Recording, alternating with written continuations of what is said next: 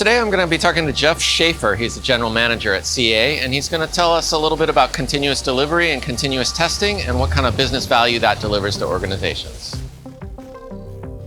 Most companies will talk about being able to release applications more quickly, but the real business challenge they're solving is how do I keep pace with the competitive rate of change of my market through the latest generation of their software and be able to get that to the market more quickly. Can you give me an example of how a company is actually doing this? Yeah, a lot of financial service companies in particular are having to continually respond to, kind of the market offers of other competitors. Take an example about being able to do e-check deposits. So instead of having to go to a branch office and deposit the check, you could just take a photo of the check and it would be processed automatically as an EFT. And if you took like 6 months or a year to have that competitive capability versus another financial service institution, then there would be a tendency of consumers to switch providers. Right, yes.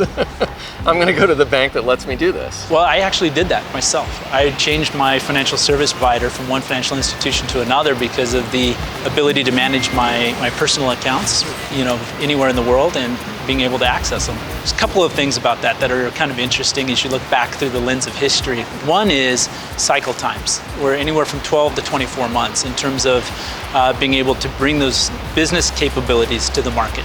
So the next big step that occurred in the market was adoption of agile methodologies. And agile is an interesting methodology because it basically breaks down the work increment into smaller batch sizes. Mm-hmm. And like the 2-week sprint.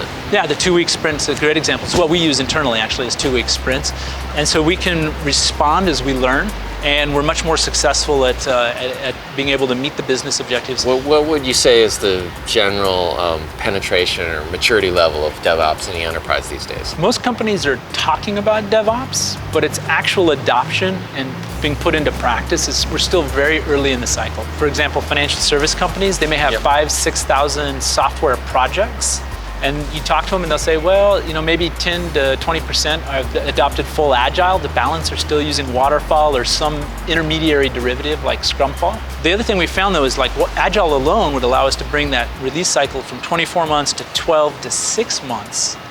But when we have to go faster than 6 months, like 6 months to 3 months to 1 month, 1 week, 1 day, that's where we need to complement agile with DevOps and continuous delivery, which is a whole set of practices from the development of the software to all of the other value streams. Cool. Well, Jeff, thank you very much. It's been a pleasure talking with you today. Fantastic, Dylan. Thank you. All right. Yeah, let's